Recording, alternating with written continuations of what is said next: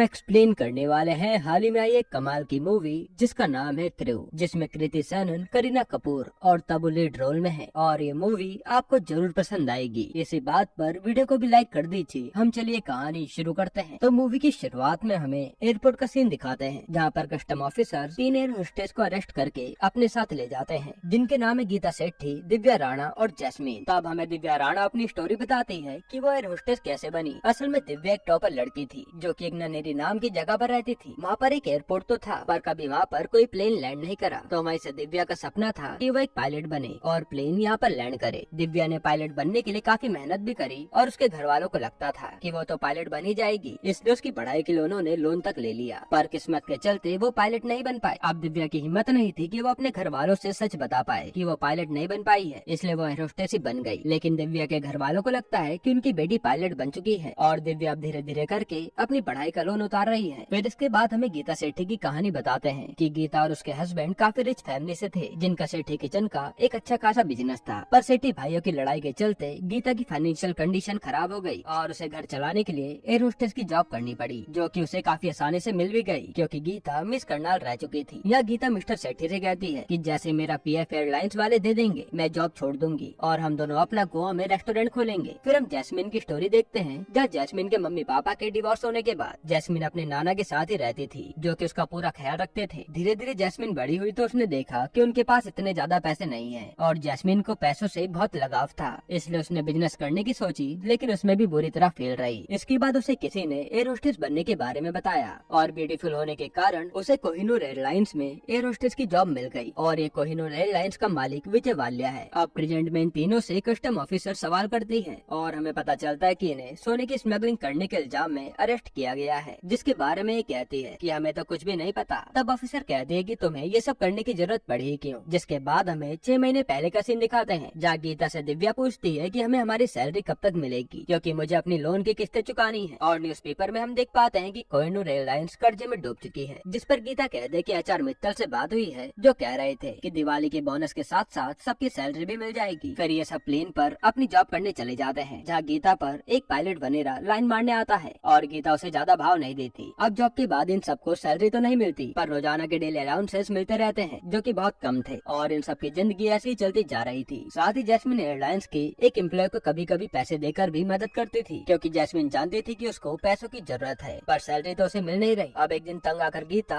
अपने क्रू के मेंबर राजवंशी से पूछ ही लेती है कि आखिर हमें सैलरी कब तक मिलेगी, जिस पर राजवंशी कहता है कि एयरलाइंस में ऐसी प्रॉब्लम्स आती रहती हैं। 9/11 में भी कुछ ऐसा ही हुआ था पर कुछ टाइम में सबको पेमेंट और पीएफ सब कुछ मिल गया था। अब जब ये सब प्लेन में अपनी जॉब कर रहे होते हैं तो गीता राजवंशी को चाय देने आती है, पर वो देखते कि राजवंशी तो मर चुका है क्योंकि उसे सांस की प्रॉब्लम थी। तब वो अपने साथियों को बुलाती है और ये डिसाइड करते हैं कि राजवंशी को सीपीआर देंगे, जिसके लिए दिव्या और जैस्मिन तो तैयार नहीं होती पर इंसानियत के नाते ये काम गीता करने को तैयार हो जाती है। फिर जैसे गीता राजवंशी की चेस्ट प्रेस करने के लिए शर्ट खोलती है तो उसकी आंखें खुली की खुली रह जाती हैं, क्योंकि राजवंशी कई सारे गोल्ड के बिस्किट की स्मगलिंग कर रहा था। अब ये तीनों मिलकर राजवंशी को क्रू की सीट पर बैठाने जाती हैं और जैस्मिन कहते कि क्यों ना हम इससे सोना निकाल लें और जॉब छोड़कर अपनी लाइफ काफी अच्छे से जिए, जहाँ जैस्मिन दोनों को ही लालच देने लगती है। लेकिन गीता कहते कि नहीं, मैं चोर नहीं हूँ और मुझे जेल नहीं जाना, इसलिए गीता और दिव्या इसके लिए तैयार नहीं होती। इसके बाद ये लोग राजवंशी की बॉडी और सोना कस्टम वालों को दे देते हैं। यहीं पर हम जैविर नाम के कस्टम ऑफिसर को देखते हैं जो कि दिव्या को देखते ही स्माइल देता है और दिव्या जैस्मिन से बताती है कि ये दोनों बास्केटबॉल के टूर्नामेंट के दौरान मिले थे, जहाँ जैविर और दिव्या करीब आए और इंटीमेट भी हुए, लेकिन उसके बाद ये फिर कभी नहीं मिले। अब जैविर आकर दिव्या से बात करता है और उसका नंबर भी ले लेता है कि हम टच में रहेंगे। वहीं इनका एचआर मित्तल भी राजवंशी की बॉडी के पास खड़ा था, जिसे गीता बुलाती है पर वो उसे इग्नोर कर देता है। और जब कस्टम वाले बात करते हैं तो हमें पता चलता है कि ये तो टोटल 12 किलो सोना था जो कि अलबुर्ज ले जाया जा रहा था, जिसके बाद कस्टम वाले और भी ज्यादा एक्टिव हो जाते हैं। फिर यहाँ से ये तीनों अपने अपने घर आते हैं तो हम देखते हैं कि तीनों की घर की कंडीशन ज्यादा अच्छी नहीं है, जहाँ एक तरफ जैस्मिन ठीक तरह से अपना घर का भाड़ा तक नहीं दे पा रही, वही दिव्या के पापा को लोन की इंस्टॉलमेंट देने के लिए अपनी ऑटो बेचनी पड़ी और गीता और उसके पति को भी कम पैसों में गुजारा करना पड़ रहा है। अब जैस्मिन के पास उसके नाना आते हैं जो कि उसे अपनी एक सोने की पुश्तैनी अंगूठी देते हैं और घर का भाड़ा देने के लिए जैस्मिन बिना बताए वो अंगूठी बेच देती है। इसके बाद जब गीता सब्जी खरीद रही होती है तो वहाँ उसकी मुलाकात उसके क्रू की मेंबर सुधा से होती है जो पहले काम किया करते थी। गीता सुधा से पूछती है कि मित्तल जी कहाँ हैं, जो हमारा फोन तक नहीं उठा रहे हैं। असल में मित्तल ने अपनी पहली पत्नी को छोड़कर सुधा से शादी की थी, पर सुधा कहती है कि अब वो मुझसे भी ज्यादा बात नहीं करते सकते। फिर हम न्यूज में विजय वालिया का इंटरव्यू देखते हैं जहाँ कहा जा रहा था कि कोहिनूर एयरलाइंस बैंकक्रप्ट हो चुकी है, लेकिन विजय वालिया कहता है कि ऐसा कुछ भी नहीं है, बिजनेस में कभी पैसा आता है तो कभी नहीं आता और ये सब हम मैनेज कर लेंगे और हम अपने 4000 एम्प्लॉयज का विश्वास टूटने नहीं देंगे। अब यह गीता जब अपनी जॉब के लिए निकलने वाली थी तभी उसकी नजर मित्तल पर पड़ती है और वो मौका देखते ही मित्तल की गाड़ी के सामने आ जाती है, जिसके बाद मित्तल और ये दोनों साथ में होते हैं और गीता उससे सच पूछती है कि कोहिनूर एयरलाइंस बैंकक्रप्ट हो गई है क्या, इसलिए हमारे पैसे नहीं मिल रहे हैं ना। जिस पर मित्तल कहता है कि ऐसा कुछ भी नहीं है, पर बातों ही बातों में वो बता ही देता है कि हाँ अब किसी को भी पैसे नहीं मिलने वाले और गीता ये सुनकर उदास हो जाती है कि अब उसके पीएफ का क्या होगा। इसके बाद गीता सीधा एयरलाइंस के वेयर हाउस में दिव्या और जैस्मिन के साथ आती है और वहाँ से सब चीज भरने लगती है कि पैसा तो नहीं मिलने वाला,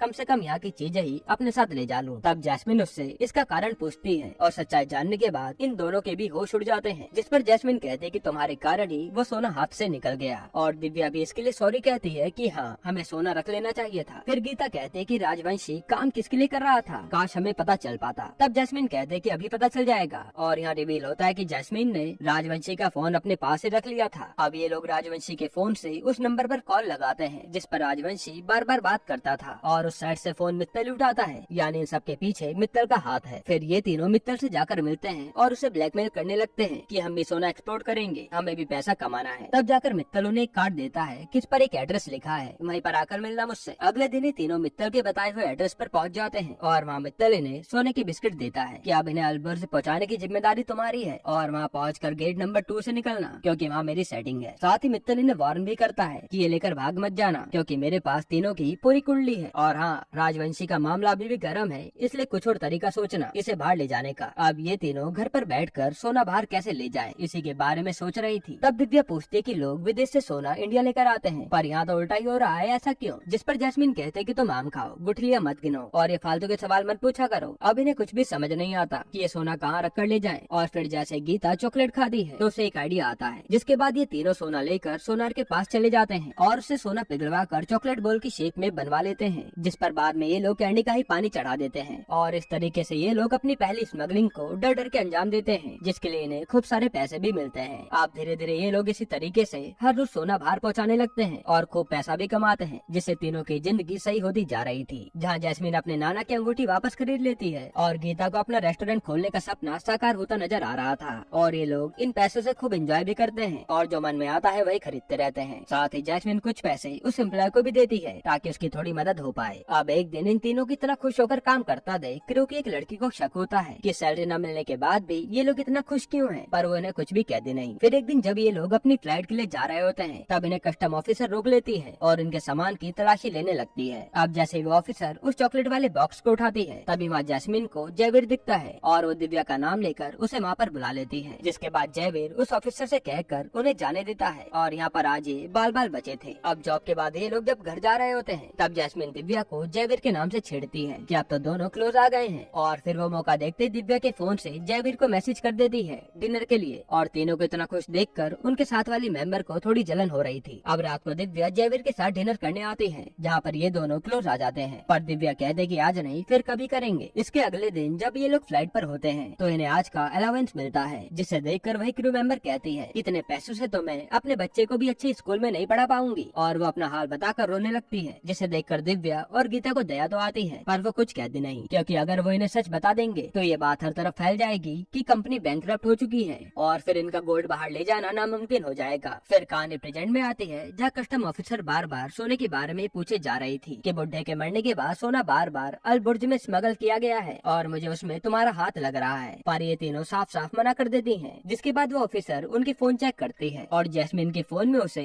इन तीनों की बार में ग्रैंड पार्टी करते हुए फोटो दिखती है और वो पूछती है कि इतना पैसा कहाँ से आया। फिर सीन पास्ट में जाता है जहाँ ये तीनों जैस्मिन के बर्थडे की खूब पार्टी करते हैं और फिर शैंपेन की बड़ी बोतल लेकर नशे में घर लौट रहे होते हैं। तभी दिव्या एक लड़की से टकराती है और ये देखते कि ये तो उनके ही क्रू की मेंबर है। उसे देखकर इन तीनों का ही नशा उतर जाता है और वो लड़की भी सोचने लगती है कि इन पर इतना पैसा कहाँ से आ रहा है। फिर अगले दिन उसे कस्टम ऑफिसर पर किसी का फोन आता है और उसे टिप मिलती है कि आज की फ्लाइट से सोना बाहर जाने वाला है, जिसके बारे में वो जयवीर को बताती है और कहते कि ये 3 नाम भी टिप में मिले हैं। इसके बाद वही सीन आता है जो हमने मूवी की स्टार्टिंग में देखा था, जहाँ ये कस्टम ऑफिसर इन तीनों को अरेस्ट करके अपने साथ ले जाती है। अब प्रेजेंट में तीनों के पास से ऑफिसर को कुछ भी नहीं मिला था, इसलिए उनके हेड आकर कहते कि उन्हें जाने दो क्योंकि इससे हंगामा हो सकता है। तब वो ऑफिसर गुस्से में बाहर आती है और उसे गीता के बैग से चॉकलेट मिलती है और उसे याद आता है कि उस दिन भी इनके पास चॉकलेट थी। तो वो जल्दी से आकर उनके बैग से चॉकलेट के बॉक्स निकालती है, जो देखकर ये तीनों ही डर जाती हैं। अब जैसे वो ऑफिसर चॉकलेट खाती है तो वो नॉर्मल चॉकलेट निकलती है, जिससे वो बौखला जाती है क्योंकि उसे लगा था कि इसमें सोना होगा। अब कोई भी सबूत तीनों के खिलाफ नहीं था, इसलिए तीनों को ही छोड़ दिया जाता है। फिर हमें 6 घंटे पहले का सीन दिखाते हैं जहाँ इनकी फ्लाइट लैंड करने वाली थी। तब कैप्टन दिव्या को बताता है कि शायद आज घर जाने में लेट हो जाएगा क्योंकि कस्टम वाले चेकिंग कर रहे हैं। तब ये तीनों ही डर जाती है कि आज ये लोग बुरी तरह फंसने वाले हैं और इन्हें जेल हो जाएगी। लेकिन दिव्या को आइडिया आता है और वो सोना प्लेन के ही कैबिन में छुपा देती है, इसलिए ऑफिसर को सोना नहीं मिला था। अब प्रेजेंट में ही तीनों तो छूट जाती हैं, पर वो सोना प्लेन में उड़कर उनकी नजरों के सामने ही चला गया था, जो शायद अब मिलना मुश्किल है क्योंकि ड्यूटीज बार बार चेंज होती रहती हैं। इसके बाद जब ये तीनों घर जा रही थी तब जैस्मिन कहती है कि ये सब कोमल ने कस्टम वालों को बताया होगा क्योंकि उस दिन पार्टी के बाद उसने ही हमें देखा था। पर यहाँ किसी बात को लेकर जैस्मिन और दिव्या की आपस में लड़ाई हो जाती है और गीता दोनों को कार से उतार कर घर चली जाती है। फिर दिव्या पर जयवीर के कई कॉल भी आते हैं, पर दिव्या उसे नहीं उठाती। अगले दिन जब दिव्या अपनी फ्लाइट पर थी तब वो क्रू मेंबर को उनके बारे में बात करते हुए सुनती है और उसे लगता है कि वो क्रिमिनल तो नहीं बन गई क्योंकि दिव्या टॉपर होके भी ये सब उटपटांग काम कर रही है। फिर जब दिव्या एयरपोर्ट पर होती है तब उसे उसका भाई मिलता है, जो दिव्या को एयर होस्टेस की ड्रेस में देखकर शॉक हो जाता है क्योंकि उसे तो लगता था कि दिव्या पायलट है। जिसके बाद दिव्या उसे सब सच बताती है और वो कहता है कि जैसा चल रहा है चलने दो। अब कुछ दिन ऐसे ही बीतते हैं और एक दिन उसे फ्लाइट से सोना नीचे गिर जाता है, जिसकी न्यूज हर चैनल पर दिखाई जा रही थी। अब ये देखकर गीता काफी डर जाती है कि अब उनका क्या होगा, पर मिस्टर सेठी कहते हैं कि डरने वाली बात नहीं है क्योंकि पुलिस वालों के पास सबूत नहीं है कि ये तुमने ही रखा है। इधर जयवीर न्यूज देखकर अपनी ऑफिसर से कहता है कि तुम्हारी टिप सही थी, पर वो ऑफिसर कहती है कि अब क्या फायदा, वो तीनों तो बचकर निकल गई। फिर जयवीर से मिलने दिव्या आती है, पर जयवीर उस पर ही भड़क जाता है कि मुझे तुमसे कोई बात नहीं करनी। वहीं इस साइड जब जैस्मीन अपने घर आती है तो देखती है कि उसके नाना जी उसे हमेशा के लिए छोड़कर चले गए हैं और वह पूरी तरह टूट जाती है, जहाँ उसके साथ अब दिव्या और गीता आकर खड़ी होती हैं। फिर कुछ दिनों बाद न्यूज आती है कि विजय वालिया हमेशा के लिए देश छोड़कर भाग गया है और किसी भी एम्प्लॉय को एक फुटी कौड़ी नहीं मिलने वाली है, जिससे वो सारे एम्प्लॉय रोने लगते हैं। वहीं कोमल की बहस दिव्या और गीता से भी हो जाती है कि मैंने तुम्हें अपना समझा और तुमने हमें कुछ भी नहीं बताया, और वो कहते कि मैंने कस्टम वालों को भी तुम्हारे बारे में कुछ भी नहीं बताया था। यह सुनकर तीनों के ही होश उड़ जाते हैं। फिर जाते समय जैस्मिन सोचती है कि जब कोमल ने कस्टम वालों को कुछ भी नहीं बताया तो फिर कौन हो सकता है, और उसे कस्टम ऑफिसर की बात याद आती है जो कह रही थी कि मेरी जासूस इनके जैसे ही एक एयर होस्टेस रह चुकी है। तब जाकर गीता को याद आता है कि ये काम मित्तल की बीवी सुधा कर सकती है और ये तीनों जाकर सुधा को पकड़ लेते हैं। फिर सुधा इन्हें सच बताती है कि मित्तल ने मुझे भी छोड़ दिया है और उसने बाहर एक फिरंगी से सेटिंग कर ली है, इसलिए मैंने गुस्से में आकर कस्टम वालों को इन्फॉर्मेशन दी ताकि मित्तल भी पकड़ा जाए, पर कुछ भी फायदा नहीं हुआ। तब गीता पूछती है कि इतना सोना मित्तल पर आया कैसे, और सुधा बताते कि ये मित्तल का नहीं बल्कि विजय वालिया का ही सोना है, जिसे तुम लोगों ने खुद बाहर पहुँचाया है। और वालिया भी मौका देखकर विदेश भाग गया, जिसे सुनकर इनके होश उड़ जाते हैं कि इन्होंने कुछ पैसों के लालच में अपने पैर पर कुल्हाड़ी मार ली। ना तो विजय का सोना बाहर ले जाते, ना ही विजय वालिया यहाँ से भागता। सुधा बताते कि अगले हफ्ते तो वो अपनी बेटी की ग्रैंड वेडिंग भी करने वाला है। अब शाम के टाइम ये तीनों एक जगह पर मिलते हैं, जहाँ दिव्या कहती है कि मैंने हिसाब लगाया तो हमने करीब 3000 करोड़ का सोना बाहर पहुँचाया है, जिस पर गीता कहते हैं कि अब हम ये सोना लेकर भी आएंगे, और इसके लिए ये तीनों ही मान जाती हैं। फिर अगले दिन ये विजय वालिया से सोना लूटने के लिए अल्बर्ट पहुँच जाती हैं और वहाँ रोज विजय वालिया पर नजर रखती हैं। फिर इन्हें वालिया जहाँ ठहरा था उस होटल के बारे में भी पता चलता है, जहाँ इन्हें मित्तल भी दिखता है और मित्तल के पास वही सोने के भरे बैग थे जो वो विजय वालिया को दे देता है। तब गीता कहते कि वालिया ने सोना यहीं पर रखा है तो हमें यहीं पर स्टाफ की नौकरी लेनी पड़ेगी, जिसके बाद गीता एक आदमी से कांटेक्ट करके उसे पैसा खिलाकर यहाँ स्टाफ में भर्ती हो जाती है। फिर ये तीनों आगे की प्लानिंग करते हैं कि ये सोना निकाल कर कैसे लाएंगे, लेकिन यहाँ ये प्रॉब्लम थी कि पूरे होटल में कैमरे ही कैमरे लगे थे। तब दिव्या सीधा अपने भाई को कॉल करती है जो कि हैकिंग में एक्सपर्ट है, और वो कैमरा हैक करने के लिए मान जाता है, लेकिन इसके लिए सर्वर की इन्फॉर्मेशन दिव्या को अपने भाई तक पहुँचानी थी, जिसे स्टाफ बनकर दिव्या हासिल भी कर लेती है और उसका भाई हैक करने के काम में लग जाता है। इसके बाद गीता को एक लेडी से पता चलता है कि इस होटल के रूम का पासवर्ड और कार्ड सिर्फ रूम ओनर के पास ही होता है और हम लोग बिना उनके कार्ड के गेट नहीं खोल सकते, यानी कि अब इन्हें वालिया के रूम में जाने के लिए उसका कार्ड भी निकालना होगा। तब जैस्मिन इन्हें कहती है कि मुझे वालिया के साथ 2 मिनट भी मिल जाए तो मैं उसका कार्ड चुरा लूंगी, पर वो मुझे अपने पास भी भटकने नहीं देगा। लेकिन यहाँ उसके पास एक और आइडिया था, जिसके अगले दिन ये लोग सीधा मित्तल से मिलने चले जाते हैं और यहाँ वो मित्तल को भड़काने लगते हैं कि मेहनत तुम्हारी थी लेकिन सारा सोना वालिया ले गया, और वो मित्तल को 7% कमीशन का लालच देकर वालिया से कार्ड को लेने के लिए कहते हैं। तब मित्तल भी मान जाता है। अब रात को वालिया की बेटी की पार्टी होती है, जहाँ गीता और दिव्या स्टाफ बनी हुई थी और जैस्मिन एक आदमी से दोस्ती करके पार्टी में आ जाती है। फिर यहाँ ये लोग कैसे भी करके वालिया से उसका कार्ड ले लेते हैं। वहाँ इधर दिव्या भी अपने भाई की मदद से होटल के सारे कैमरे खराब करवा देती है और फिर ये तीनों ही वालिया के रूम में पहुँचते हैं। फिर जैसे ही तीनों सामने सामने रखे सूटकेस को खोलते हैं तो इनके होश उड़ जाते हैं क्योंकि तीनों ही बैग खाली थे और इनका पूरा प्लान फेल हो गया। तभी वहाँ पर वाल्या की बेटी आ जाती है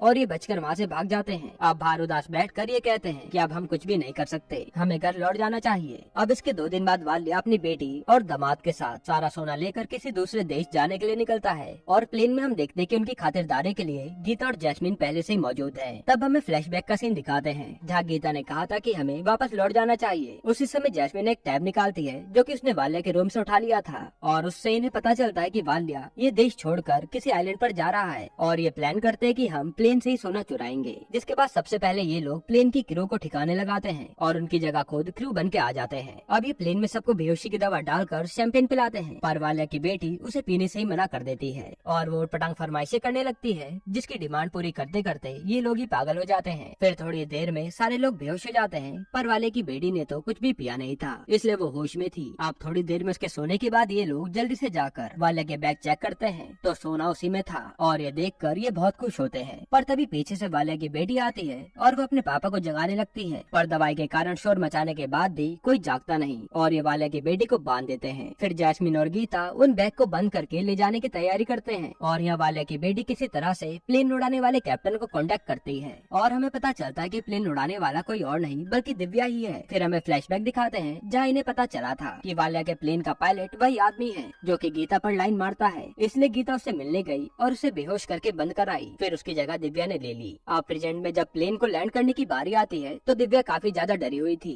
क्योंकि उसे प्लेन तो उड़ाना आता था पर लैंड करना नहीं आता था, इसलिए वो गीता के कहने पर प्लेन लैंड करने के लिए किताब पढ़ती है। फिर वो रनवे देखकर प्लेन को बड़ी मुश्किल से लैंड करती है और यहाँ दिव्या को पता चलता है कि ये तो उसी का गांव है और यहाँ दिव्या को पता चलता है कि ये तो उसी के गांव का रनवे है जहाँ वो कभी प्लेन उड़ाना चाहते थे। इसके बाद ये तीनों वो सोना लेकर वहाँ से चली जाती हैं और वाले तीनों को ही देखता रह जाता है पर कुछ कर नहीं पाता। फिर थोड़ी देर में वहाँ पर पुलिस और कस्टम वाले आ जाते हैं जो कि वाल्या को अरेस्ट कर लेते हैं और सोना भी जब्त कर लेते हैं क्योंकि इन तीनों ने पहले ही जयवीर से डील कर ली थी। इसके बाद हम देखते कि इन तीनों ने वाले के बैग से पहले ही सोना निकाल लिया था जिसको वह क्रू मेंबर्स में बांट देते हैं और मित्तल को भी उसका हिस्सा मिल जाता है जो कि सुधा के पास लौट आता है और फिर जयवीर और दिव्या की भी लव स्टोरी शुरू होती है जिसके बाद ये मूवी यहीं पर एंड होती है। दोस्तों आपको ये मूवी कैसी लगी हमें कमेंट में जरूर बताइएगा और अगला एक्सप्लेनेशन आप कौन सी मूवी पर देखना चाहते हैं वो भी कमेंट कीजिएगा। बाकी अगर आपको हाल ही में आई एक कमाल की मूवी देखनी है तो आप ये वीडियो देख लीजिए।